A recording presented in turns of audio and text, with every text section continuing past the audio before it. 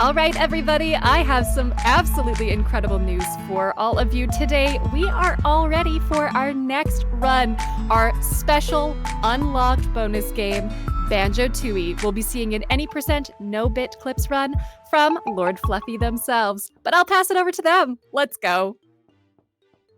Alrighty. Hello, everyone. My name is LordFluffy. You might have seen me do Final Fantasy XIV early in the marathon, but here we're with something very, very different. This is Banjo-Tooie, specifically Banjo-Tooie any percent no bit clips. This was the old any percent route before bit clips were found, and while it's not an official category, it is still one of my favorite routes that the game has ever had and one of my favorite routes to run. So I love to play it around, and here we go. We get to go right into another one. So here we go. We're going to go ahead first and foremost to copy over this middle file over to the first file. This will be important for a reason I'll go into later. But as we get that file copied, we'll be ready to go here. So I'm going to count us down. Running. We'll be starting on go. Have to make sure everything is good. Just 1 second here. And a quick message to the host. My headphones will be off for the majority of this as I have to listen to my TV and not my computer. So just keep that in mind. Alrighty. So we'll be on go here. 3, 2, 1, go. All right, so we get right into this run right away. The first thing we do is like a big trick right away, which is Klungo skip. So we're going to come over here to this little visual cue on the wall, backflip. Oh, we're going to set that up again here. We're going to backflip.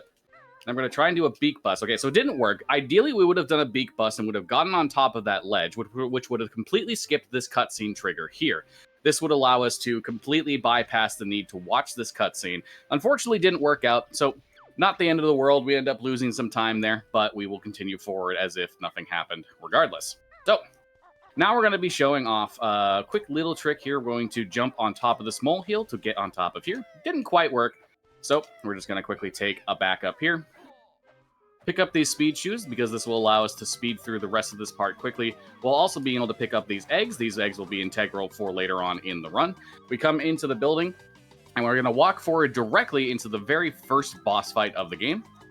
We're going to press B just before this little dark patch on the ground to get rid of the speedy shoes that we picked up before we get into the fight in order to make sure we're actionable immediately. And this is the first boss fight, Klungo 1. Now this has a bit of RNG here. We'll get into that in just a second. So right here, I'm pressing L, R, and B at the same time, which will skip the dialogue. Now he's pulled out a potion. This is the blue potion. He can pull out one of 3 potions every time we go into one of his fights. Since we're only doing this fight twice, we want him to ideally pull out the green potion on the next fight, but the blue potion is a pretty alright one to get on the first go. So we want to make sure that we're hitting the clone of Klungo that doesn't move until all the other ones are spawned. Counting out one specific ones here.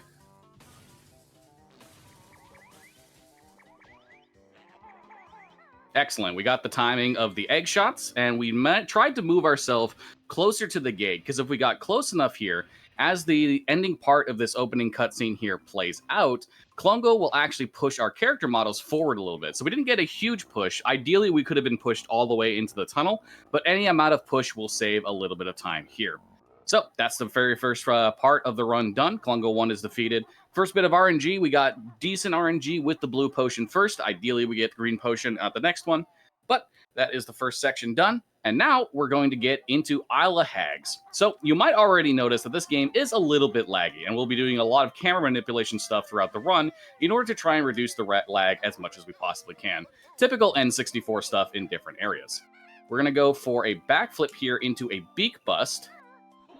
Didn't quite work. We're looking for the lineup here. There we go. Second try is good. So the beak bust ability actually raises you up a little bit whenever you use it, which you can actually use that to get on top of ledges that would otherwise be inaccessible or would require you to have the grip grab ability to start with. So we did some camera manipulation there to get into this building. We're required to get into this building normally by the game, but also coming over here to pick up the Jiggy that you're intended to get is one of the fastest Jiggies to get for the sake of this route. We're going to do another quick dialogue skip here. That is by pressing L, R, and B. If you press those together while some dialogue is playing, it will outright skip all the dialogue in question. This doesn't work for every single piece of dialogue in the game, but it does work for most of them. And I believe what it is it's a developer code left into both Banjo-Kazooie and Tooie as a quick way to skip the dialogue if they were going through their playtesting. So as we come out of this cutscene here, we're going to enter another forced cutscene. There's a very minor trick that we do here. As soon as the cutscene here freezes as it's trying to load into a different zone, we're going to hold the B button. Holding the B button here will allow us to skip the cutscene on the first frame possible and just save every bit of time that is meant to be saved in that situation. All right.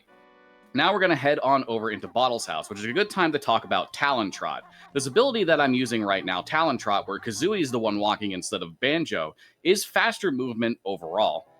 In Banjo-Kazooie, I'm going to make a quick sidetrack. We got to make a sidetrack over here. We have to talk to this kid because what this kid does is allow us to zoom in while we're in first-person mode. This will be integral for something later on. Talon Trot, unlike in Banjo-Kazooie, Talon Trot can be canceled into a flap out of a jump, which means that unlike in Banjo-Kazooie, where you would just be jumping everywhere by tapping the jump button over and over, we have to actually time our jumps here when we are jumping in Talon Trot. So ideally, because the speed is no different when we are walking and when we are jumping in Talon Trot, we ideally want to just outright avoid jumping if we can. But the moment we start jumping, we want to keep jumping the entire time, as there is a slow animation at the end of it we want to avoid. We're going to come over here real quick, do another beak bust. Going to line ourselves up on this wall if we time this right. Nice. Okay, third try is pretty good for that. So this allows us to get to the next area that well ahead of time, a sequence break that we would otherwise not be able to do without the grip grab ability.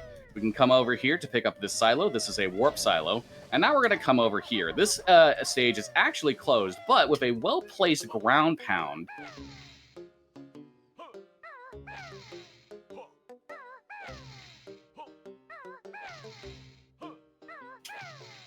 This is a very precise position here, I want to say, so may take me a little bit here to get this perfect.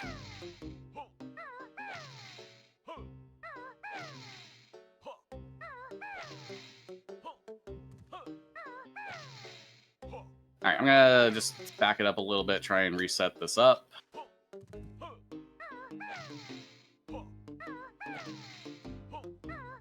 Yeah, there's a visual cue I'm trying to use here to get past this.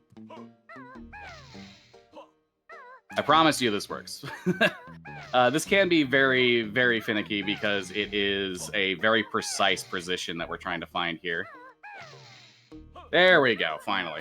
Okay, so that is GGM early. There is a very small gap between the collision of the grate and the wood of the entrance to that level. So if you find the right position for it, you can actually ground pound with the beak bust between the collision there and fall right into the level, which is GGM early.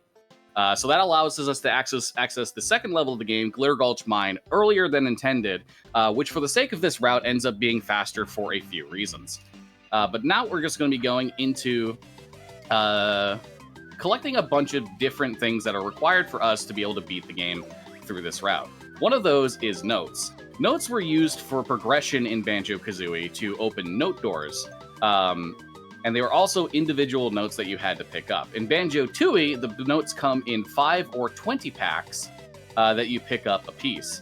And the notes are used instead in this game to pick up new moves from jam jars, who we'll go into in a little bit. All right, so we had to pick up a bunch of notes there while reaching this part of the level within a certain time frame. All right, that wasn't quite what I wanted to do, but for marathon safety, that's not that bad. This is a very laggy location, so we're going to come over here, pick up this Jiggy. Now we're going to flap over to this this little entrance over here, which is the access to an underwater area that we're going to swim through to get to another Jiggy. As we go into swimming, we'll enter first-person mode. This will potentially allow us to avoid some lag that would otherwise be done if we were swimming in third person, but mostly being in first person allows you greater idea of where you actually are and greater control over your movement as a result. So I've memorized the path I need to go in order to get this Jiggy over here. And while we're going to get this Jiggy, I'm going to intentionally take a bunch of damage as I'm running to get it. And this is because the fastest way to get back to where I want to go here is a death warp. So, because this game doesn't use a live system like Banjo-Kazooie, we're much freer to make death warps for movement purposes throughout the run. So we're going to pick up the speedy chutes here, and we're going to pick up a warp pad. This will be convenient for travel later on. This is another thing added in Banjo-Tooie from Banjo-Kazooie, which allows you to navigate through the definitely much bigger worlds much quicker. Now we're going to head over into Wumba's Wigwam. And Wumba is the replacement for Mumbo in this game in the sense that Wumba is who you actually talk to get transformations. Unlike Mumbo, who has an entirely different role in this game, is an actual playable character.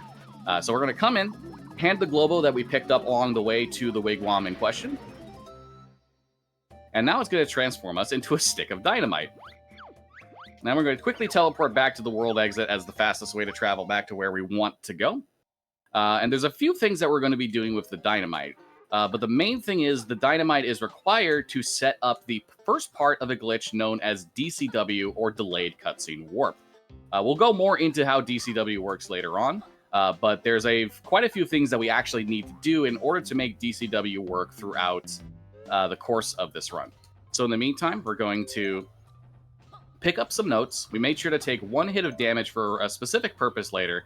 We come over to this little wire here, and now we can cause these rocks to detonate. This is part 1 of 3 for the DCW setup. This will cause the Saucer of Peril to try and move towards Witchy World. However, the entrance in Witchy World is still blocked off, which means it can't fully get into Witchy World as a result. All right. So next up, we're going to collect the last two node clusters in this room. Then we're going to hop to the dynamite enemy in the middle of the room, purposely detonate ourselves, and because we deal 1 damage to ourselves and blowing up the dynamite with our own dynamite causes us 2 hits of damage, we end up death warping very quickly as a result. Next up, we're going to be doing a glitch by the name of Dynamite Hover, which was going to allow us to get to a Jiggy up there well before we would be intended to. So, by pushing against this wall and pressing the jump and detonate buttons right after each other, you can actually end up floating into the air with the dynamite out of a water source, which allows us to grab that Jiggy. And now we just need to collect these last few notes, and now we are done with the dynamite, so we're going to head back to Wumba's Wigwam, and we're going to transform back into Banjo. All right, so the notes are still technically used for progression throughout the game, as the way that progression through the world, which was otherwise blocked by the note doors in Banjo-Kazooie, is technically blocked by knowing moves that allow you to do specific actions in the overworld to unlock new areas. So those are taught by Jam Jars, which is the guy we're about to go meet over here. Now, one little thing about Jam Jars is that every time you learn a move from Jam Jars, as he tries to go back into his silo, there's, I believe, a 1 in 12 chance for him to bonk on the top of the silo. So, I'm making myself a little bet here. Every single time that Jam Jars bonks, I will donate $5 to Point of Pride. However, if Jam Jars does not bonk at all, I will donate 10. So, statistically speaking, I'm more likely to donate 10 than I am 5 because of the fact it's a 1 in 12 and we don't do 12 new moves in the course of this run. But it's a nice little thing to, in case our marathon luck goes into full crazy mode, full Unreal mode, we are going to, we're going to put that money towards a good cause. All right, so the move that we learned from Jam Jars there was the Bill Drill. The Bill Drill is an integral part of this speedrun, as there are several of these rocks throughout various levels that we have to destroy via the use of the Bill Drill in order to access certain Jiggies. This is a little trick we're going to do here. Another one with the Beak Bust to gain some additional height to get on top of this ladder. We can use this ladder to completely bypass the need for fire eggs, which would normally be used for this section. Now we're going to do a Beak Bust. Okay, so that wasn't intended. I was intended to use a Beak Bust and then use the animation of coming out of the Beak Bust to fall down and completely negate all fall damage, as when you're in the animation of finishing the Beak Bust, you cannot take fall damage. But that didn't quite work. So now we're going to head into the Power Hut. intended is what you're supposed to intend to do here is light up the basement to be able to see where you're going. However, I just turned the brightness up on my TV to be able to actually see where I'm going here. So, using that, we can play it at least a little bit safe just for the sake of marathon, because it is a huge time loss if I don't quite get this perfect. But there we go. We've picked up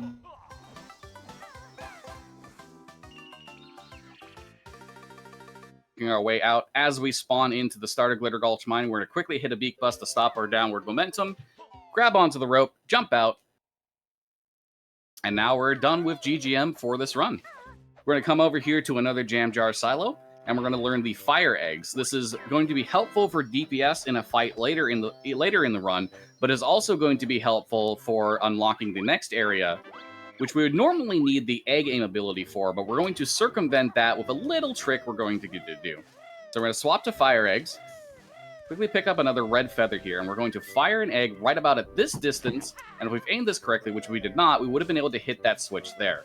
The game normally intends for you to have the egg aim ability to be able to shoot this from first-person mode.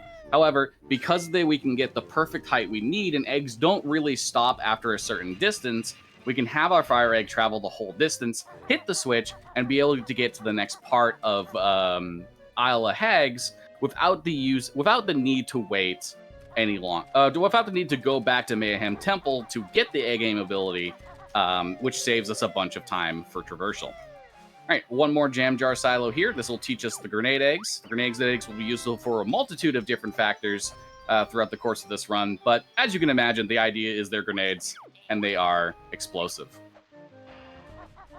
All right, so now that we've collected those quick overworld items, we're going to go back to the Wooded Hollows, which is a silo we picked up very early on, and now we're going to do what the game intended us to do the moment we reached here in the first place, is we're going to enter Jiggy Wiggy's temple. Now, Jiggy Wiggy is the way that you unlock stages in this game. The way that it works is inside of Jiggy Wiggy's temple, there is a bunch of puzzle challenges that you can do. These puzzle challenges, when you complete them within the time limit, will unlock the stages and allow you to actually properly enter them.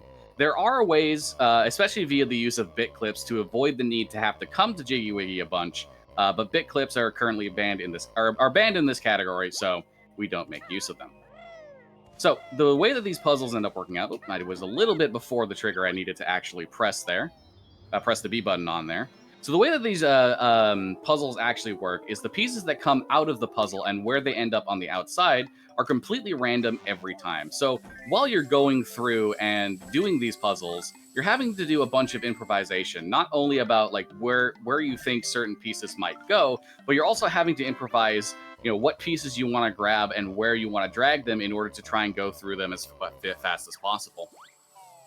All right, so that is the first puzzle done.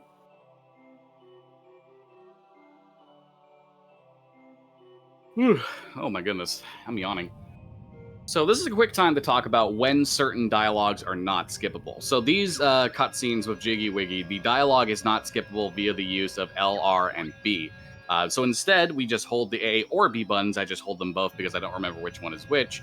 And that will speed up the dialogue. That will cause the dialogue that is not skippable to at least be sped up a little bit, so we do save some time in the grand scheme of things.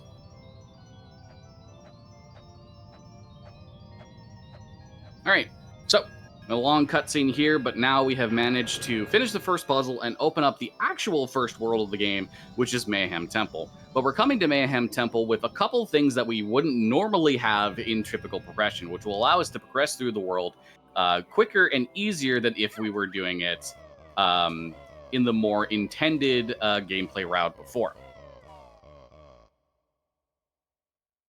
All right, so we're going to quickly walk our way over into Mayhem Temple, and we're going to do a sequence break right out of the gate in this level. So we pick up the warp pad for later. Then we're going to come over to this rock. You're intended to break this rock via a giant statue. However, the build drill also breaks this rock as well. So we can use that to open up the flight pad, and now we're going to come over and set up a sequence break. So we're going to fly over, line up with about that line on the ground. I messed this up, so I'm going to try and set this up again. But we line up with the dark line on the side of this door. It's not letting me fly forward. There we go. Wait for a visual cue, fly up, and then hold down into the... Push myself down into the left a little bit, use the beak bust ability, and we can actually fly through a gap at the top of the door.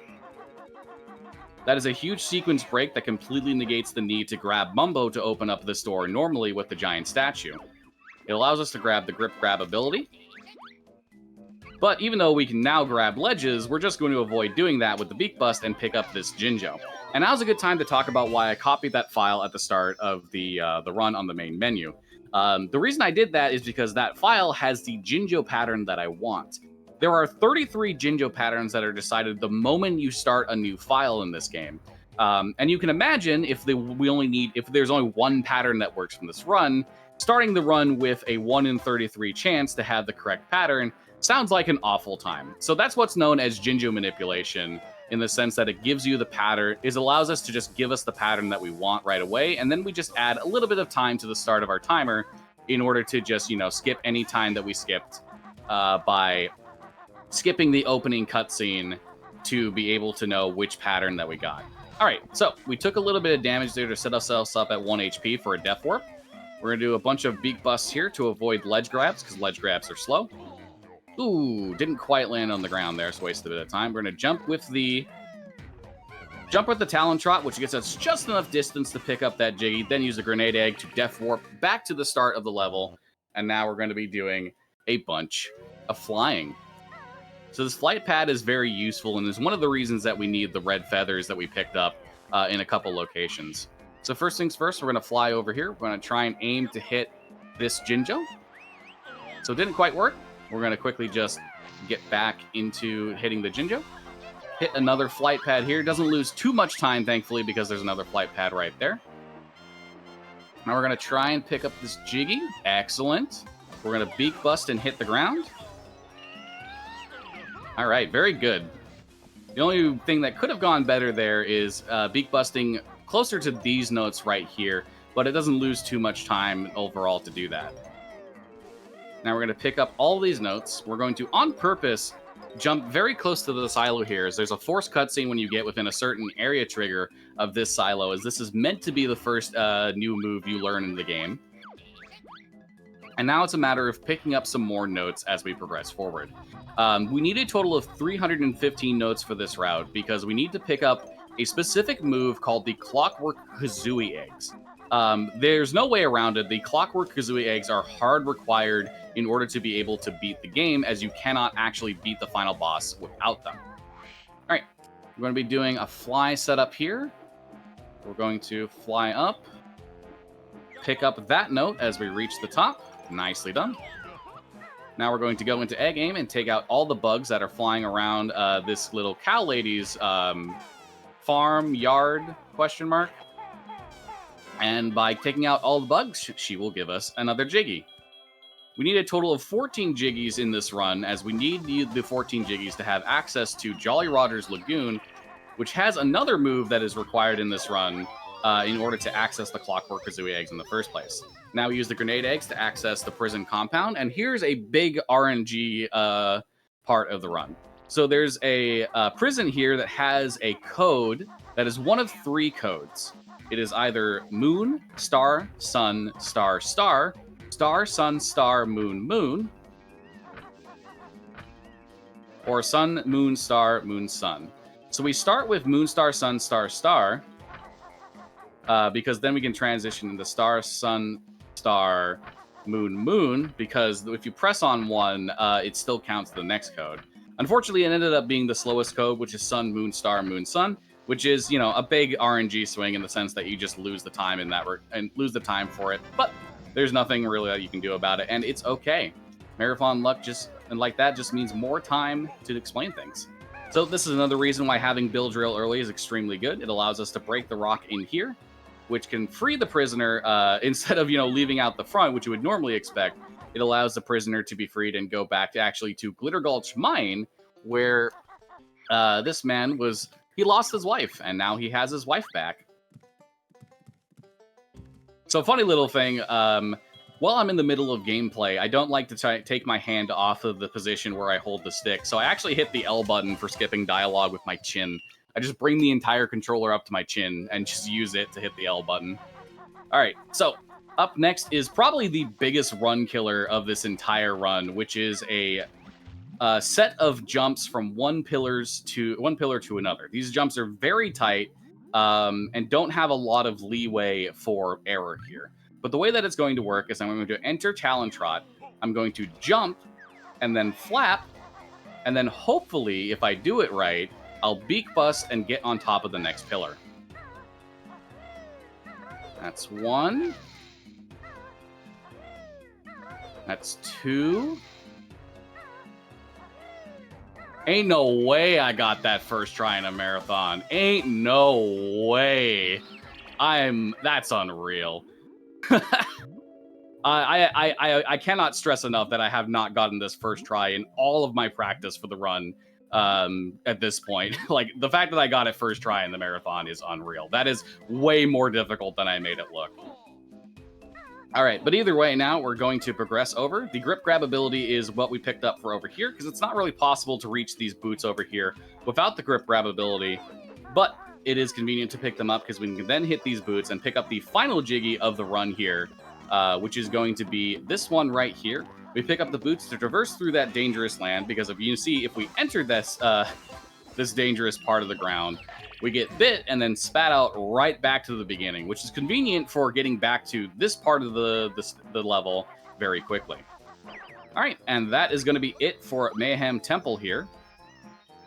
That is all the jiggies that we need, but we still need to pick up a few more moves, and we still need to pick up a few more notes as well. So in the meantime, we're going to be opening up the remainder of the stages here, and this is going to be a bunch of puzzles a bunch of puzzles and a bunch of cutscenes. So this is a fantastic time for some messages from the host. Awesome. I got you covered. So I just want to remind everybody that we have a solid win-win-win-win situation going on where you can get a 4-for-1 deal. The first part is that you're donating for Point of Pride. The second part is you can put your donation towards a target, which is the virtual highlight category upgrade for all dungeons. You can put it towards a poll, 2 of which close before next run for cassette beasts. So run to check those out really quickly. Run to the polls, as they say. And the third win is we are working towards that $7,000 milestone to get hazard runs for Metroid Planets. So every single donation can go towards all 3 of those, the milestone, target, and poll, and support Point of Pride while we're doing it. So it's just a win. So thanks so much to everybody who's been donating. Let's get that 4-for-1 deal because this is a good time to get the most bang for your buck. All right, if you got anything else to say, you're still free to do it. This is a lot of cutscenes here. Ooh, absolutely. So I can also tell you why the hazard runs are very exciting. This will make Flannel Cat's life very challenging in particular. Well, all of the racers, in fact, because it puts the hazardous rooms in logic. And so when you're in the hazard room, you take constant damage until you have the Varia suit. So we love seeing more of each game, lengthen the marathon, make it more challenging, and push our runners to the limits. So that is why this particular incentive is so exciting. And for the cassette beasts, I will just emphasize that you can choose both Cass's pronouns and Cass's cosplay. Right now, the cat ear headband is in the lead as someone currently wearing the ever stylish cat ear headphones I support. But there are still other options that could turn the tides for cosplay if you would like to see that. We also can have you name the trainer and pick Pikachu's name for the Pokemon run later on. So yeah, make sure to check those out because those will end shortly. With it being the final day of the marathon. Bittersweet, but y'all have been doing so great with all of your donations. So once again, thank you so much for supporting this incredible cause. Alrighty, so we got two of the puzzles down here. There's still one more to go, but there's a specific thing that we do at the end of the next puzzle. So Banjo-Tooie, and this piece of information is relevant for more than just the next thing. Banjo-Tooie actually saves the game in between every single cutscene that plays. So if multiple parts of a cutscene where you see, for example, this cutscene, you see part of the cutscene play out in the wooded hollows inside Jiggy Wiggy's temple, and then the next part play out just before the Witchy World entrance. The game saves the game in between every part of these cutscenes. So knowing that, we can actually end up resetting the game at the end of this puzzle here, knowing that, and end up skipping part of the cutscene that would otherwise have to wait for, which ends up being a bit faster for the navigation that we want to do afterwards. So this puzzle is the last one that we have to do. And I will just say that sometimes the puzzles here can be a little bit finicky. Specifically that sometimes the hand that you're using to grab pieces sometimes seems to, for lack of a better term here, suffer from mouse acceleration, which can cause it to shoot over to one side way quicker than it otherwise normally would. And sometimes, like, knowing exactly where you need to press the A button to put the piece in, it doesn't work. It comes up with an error sound a lot. So the puzzles may actually not look like a whole lot, but they are a huge skill-based check for Banjo-Tooie. They are a bit of RNG, but they are mostly in your control. Like, you can be the difference between gaining 10 seconds and losing 10 seconds in these. All right, so the way this is going to work is the moment I see the next cutscene start, I'm going to hit the reset button. And the reason why I know it's fine to save there is the moment I have that part of the cutscene activates, the game has set the flag that the world is now open, and that flag is saved. So it allows me to hit the reset button to restart the game, which ends up being faster as a whole instead of watching the end of that cutscene, navigating outside of Jiggy Wiggy's temple, and then heading to the Witchy World entrance, which is where we're entering next. Now, Witchy World has a couple of things that we have to grab in it, but most notably, Witchy World is important for another facet of the DCW setup. So, we're going to enter this silo here, enter the Pine Grove part of Isle o' Hags, and walk directly into the Witchy World entrance.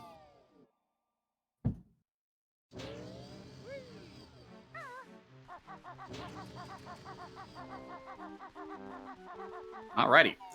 We have entered Witchy World. It is successful. So first and foremost, we're going to aim our camera this direction because Witchy World is incredibly laggy. The big top tent in the center of Witchy World is very, very laggy. So ideally we would have had this enemy here shoot one of these discs at us, the slot machine enemy.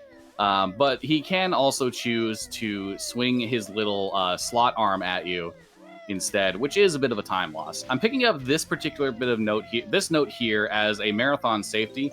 Normally, you would ignore that note in favor of a note later on in this. However, for marathon safety, I'm picking that one up, as going for that other note is a bit risky.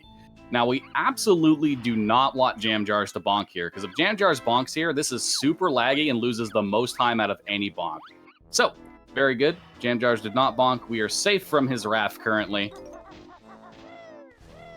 I'm going to swap over to Grenade Eggs as I pick up these last few notes here, because we're going to need Grenade Eggs for the next thing we're doing.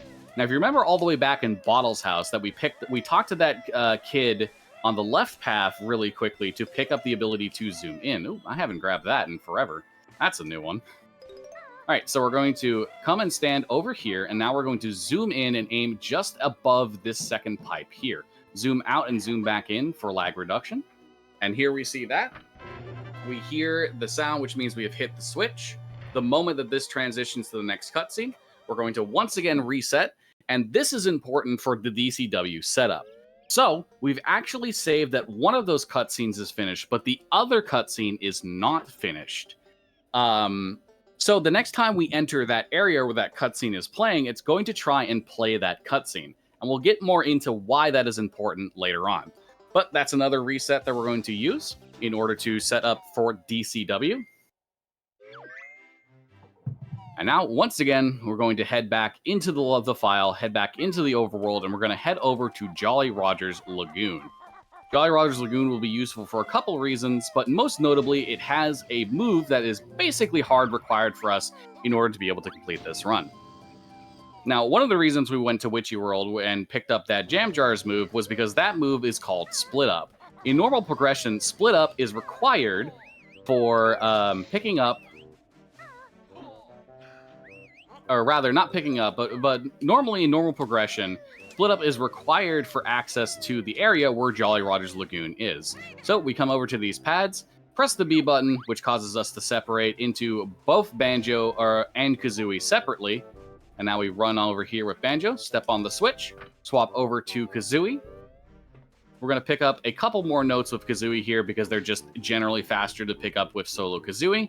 Number one, because Kazooie moves fast on her own, but also number two, because we can then shortcut over to where we need to go with Kazooie's flaps.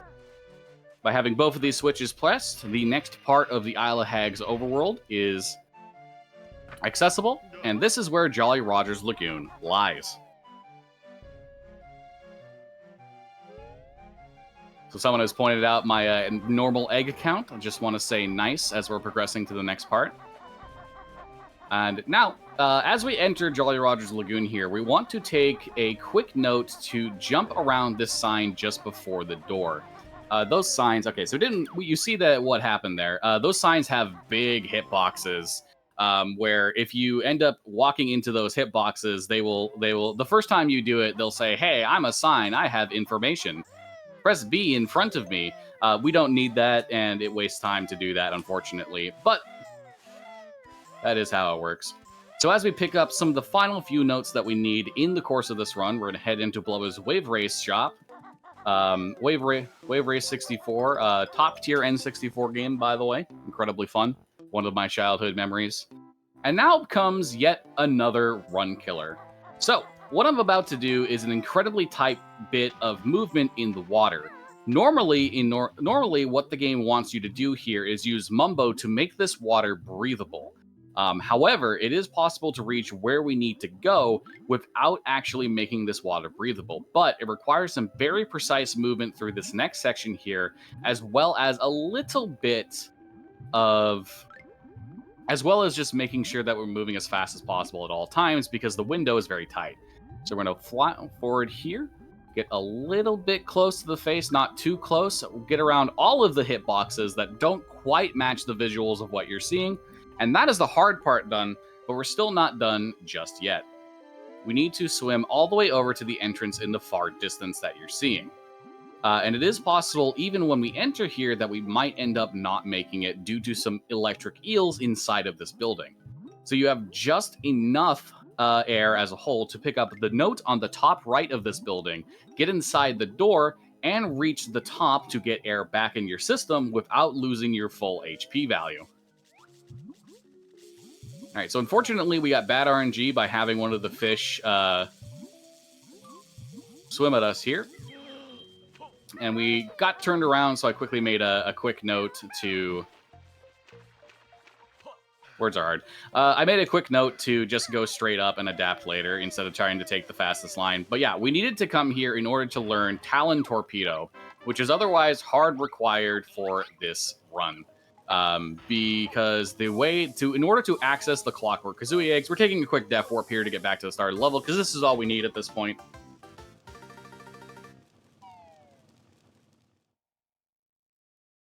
What was I saying before the def warp thing? I don't remember. Something about accessing Clockwork Kazooie eggs, I believe, is what I was talking about. Yeah, that's what I was talking about. Yeah, so the Clockwork Kazooie eggs are in a part of Isle of Hags that we need the Talon Torpedo in this run in order to access, because we're going to make use of... it is possible to reach this location with DCW. However, DCW is going to be used for a different purpose in this particular run. And DCW is kind of a one-time thing. You get to use it once, and you can't really use it again without restarting the whole run. So we're going to dive into the water, pick up a couple more notes. Then we're going to get in front of this big boulder here, which we activate Talon Torpedo, allows us to break the boulder. And this is required in order to be able to access the next part of Isle of Hags. But before we get there, we have another little friend of ours to say hi to. So, at the very start of this run, we fought our friend Klungo. Now we're going to do it again. So, ideally here, we're going to see Klungo drink the green potion. The green potion is the fastest of the 3 potions because the initial animation that you have to watch is the shortest before he becomes vulnerable. Red potion would be the worst RNG here. All right, perfect. So we got the fastest 2 potions, and we got the green potion on the second one, which is like the second best RNG that you can get. Oh, where'd he go? Oh no, I've lost him. Oh my goodness. All right, we're doing it live, folks. So ideally, I would have hit him right away as he went invisible. But what ended up happening there was I kind of hit the wrong order of buttons, and he became...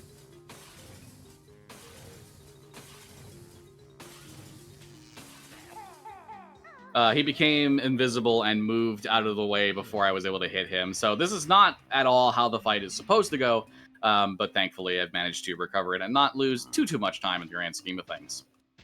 But yeah, the estimate for this run is an hour because there is a very large amount of things that can go wrong in this run that can take multiple minutes worth of attempts, and pretty much all of them have gone well for the most part.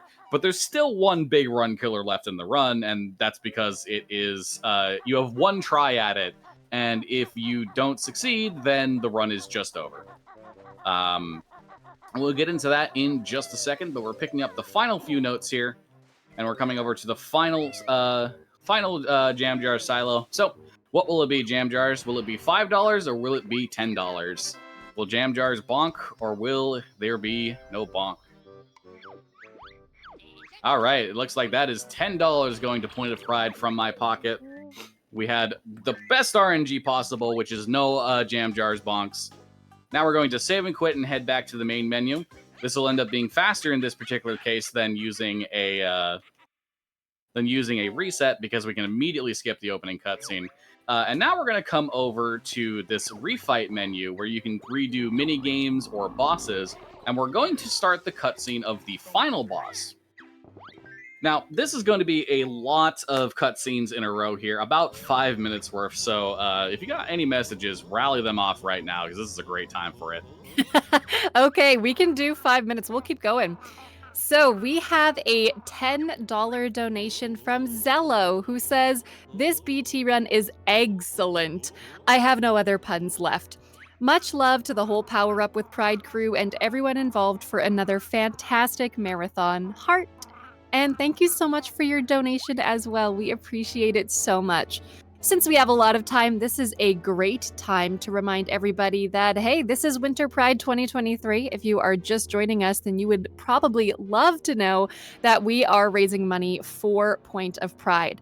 So Point of Pride is a trans-led 501c3 nonprofit organization, and they have served tens of thousands of people in all 50 states and 100 plus countries by providing access to gender-affirming care and wellness services. They also provide life-changing access and life-saving affirmation care to trans folks that are in need of health and wellness care via financial aid and direct support. They also offer things such as an electrolysis support fund, free chest binders, and free femme shapewear for those who need it. So just a reminder that every single donation that is coming through today, no matter how big, no matter how small, is going towards this incredible cause. And not only are your donations helping out with Point of Pride, they are also unlocking some phenomenal content for all of us here as part of the marathon.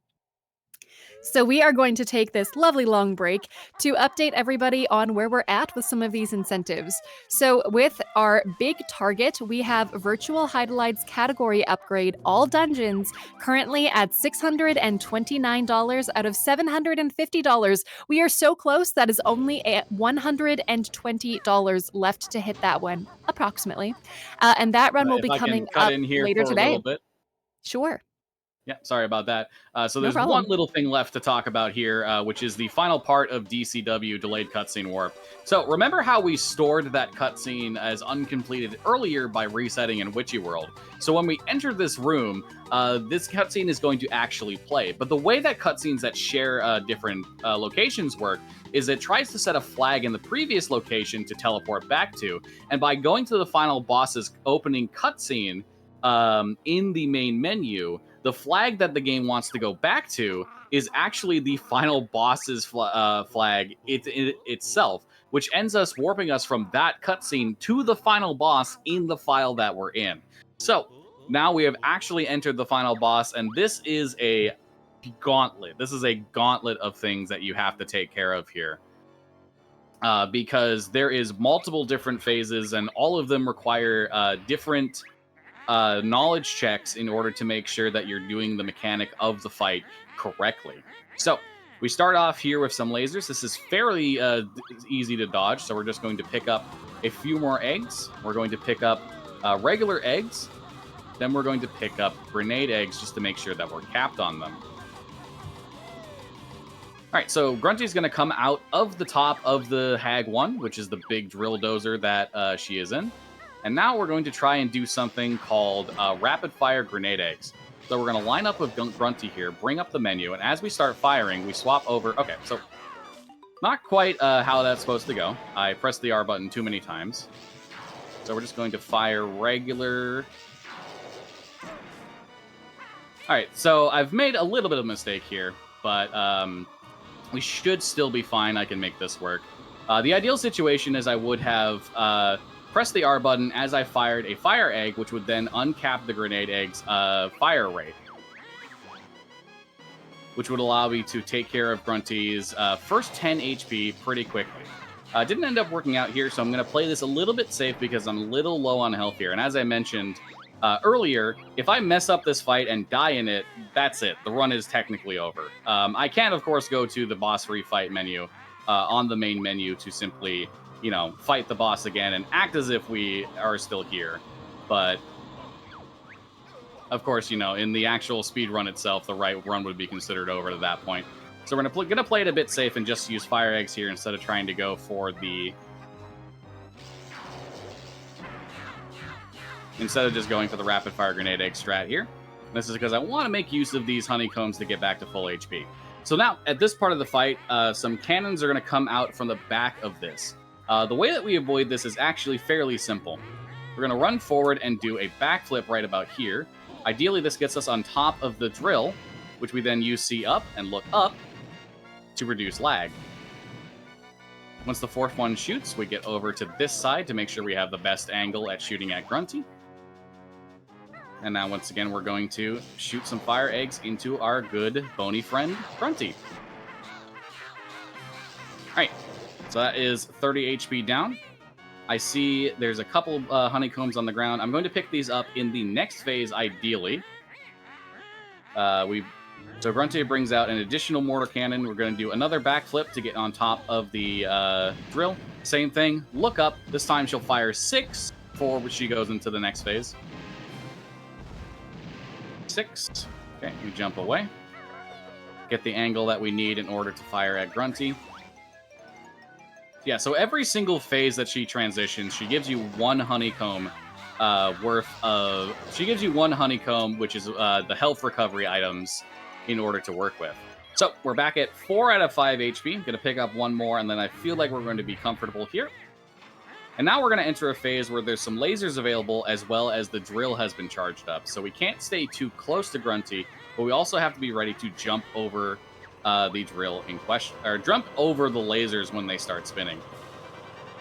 So I'm going to try and come over here first and foremost.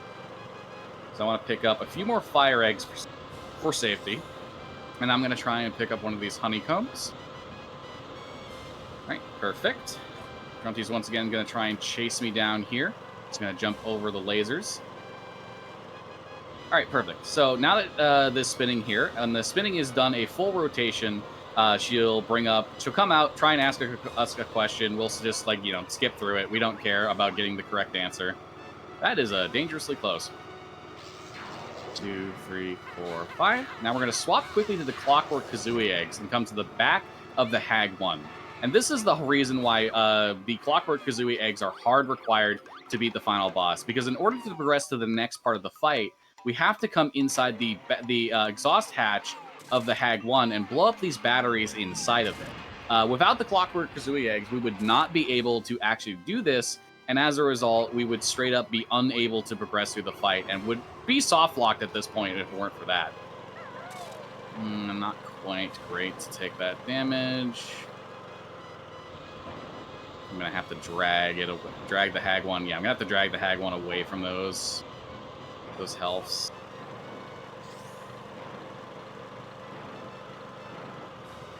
That wasn't good. Should be fine to still pick these up, at least when the next phase comes around.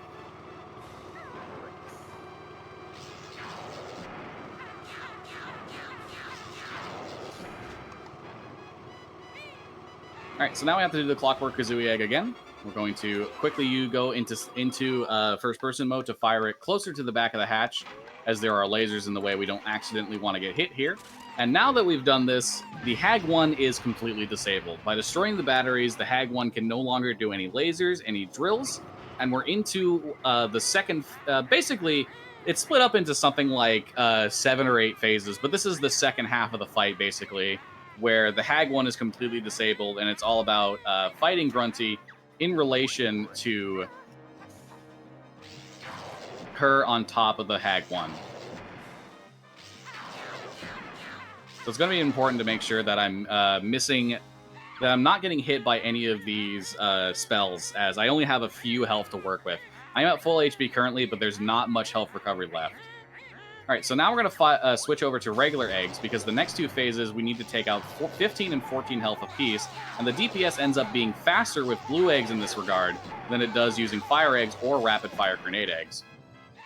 All right, we're very close to the end now. She's going to put out some toxic gas to try and kill us, but we can take her down to 1 HP very quickly. Time will be coming up when the final hit on Grunty has occurred, and she drops the spell into... She drops the spell into the Hag 1. All right, she's at 1 HP. Time will be coming up on the final hit here. Time. Alrighty.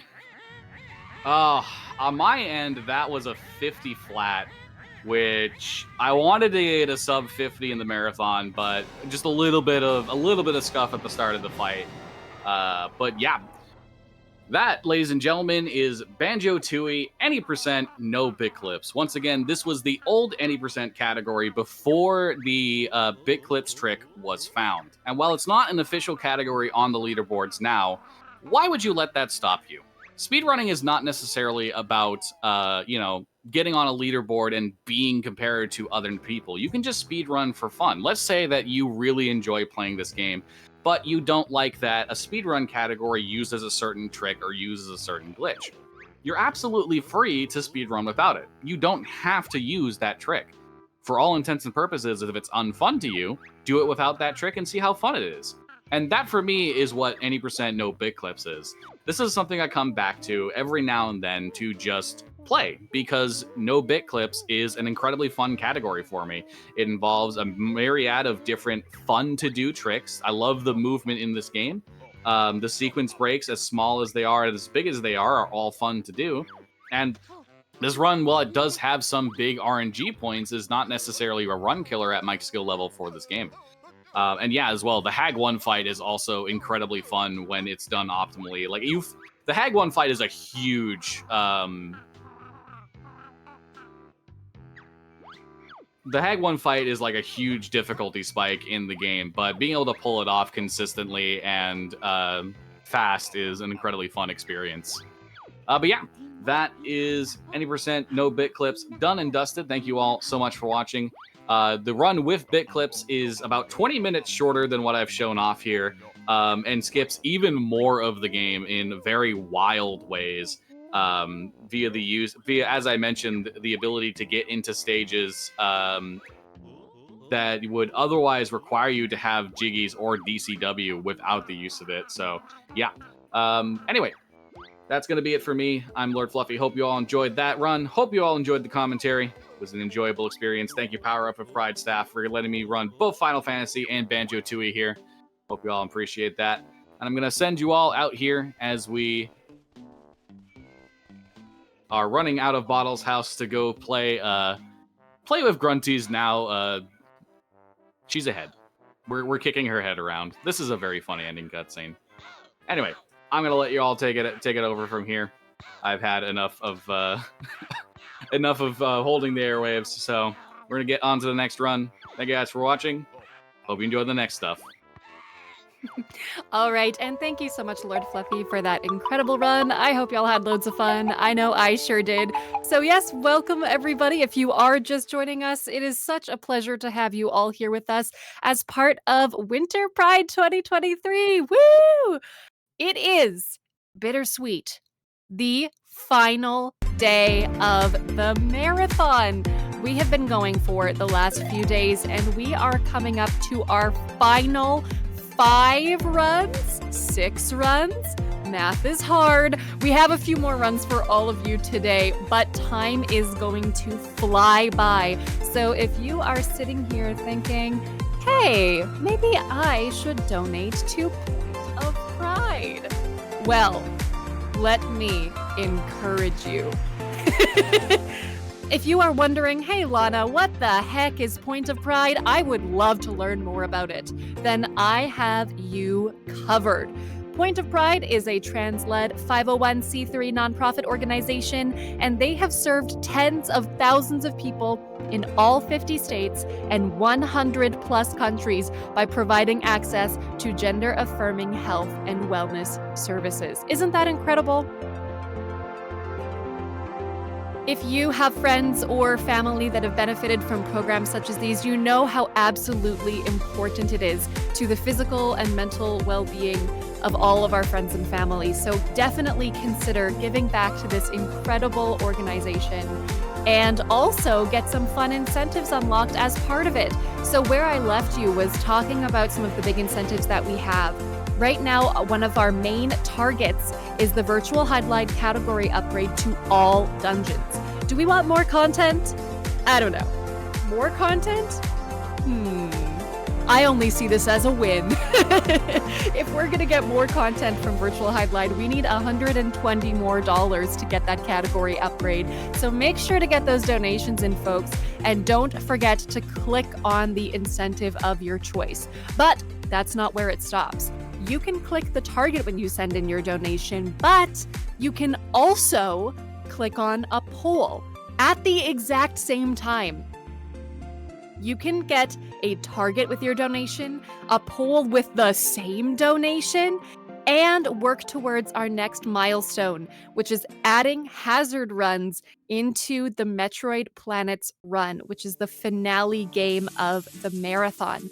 We need $7,000 for that one, so every single donation will push us closer to that goal, with us currently sitting at $5,656 and a charming 77 cents.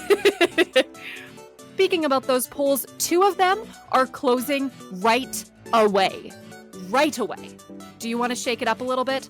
I am going to give you no more than 2 minutes to get this poll done, okay? I want to see those donations come flying in. 2 minutes. You can choose Cass's pronouns for Cassette Beasts. Currently, they, them is in the lead with $50, with she, her right behind at $20. He, him has $0 so far, but anything can happen in the next couple of minutes. The other incentive poll that will close in 2 minutes is choosing Cass's cosplay.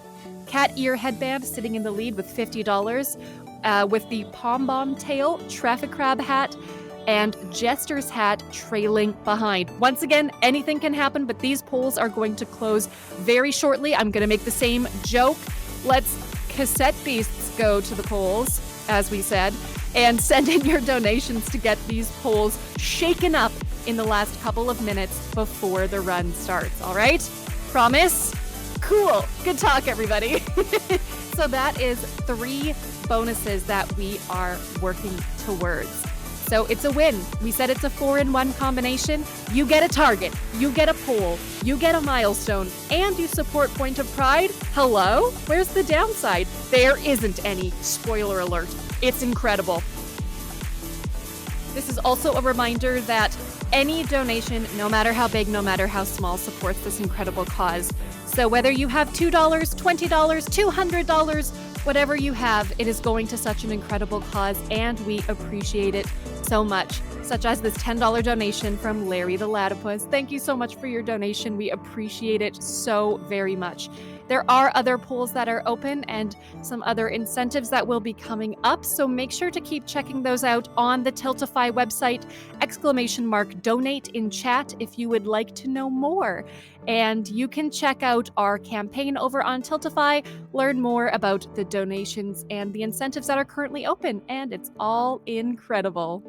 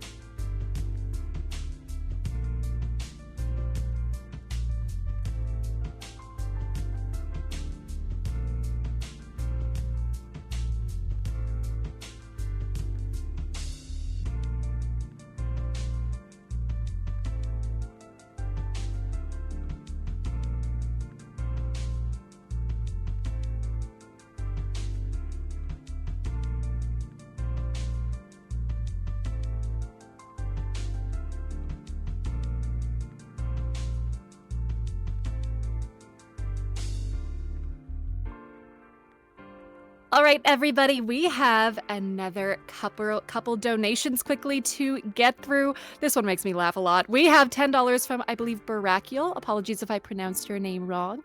It says, wow, host's name. I can't believe I can select a poll and a target for my donation to Point of Pride. And you're telling me that it also contributes to a milestone incentive? Incredible. What a great time to donate to Power Up with Pride. Thank you so much. You can also call me Lana. I'm okay if people use a short form first name basis. We're all friends here, right? And then finally, we have a $10 donation from LordFluffy themselves, who returns to say, as promised, no jam jars bonks. Here is my promised $10 dono. Thanks, Power Up with Pride staff, for having me for multiple runs this year, and good luck to the remaining runners on your runs. May the RNG gods bless you. Thank you so much to you both for your donations. We appreciate them so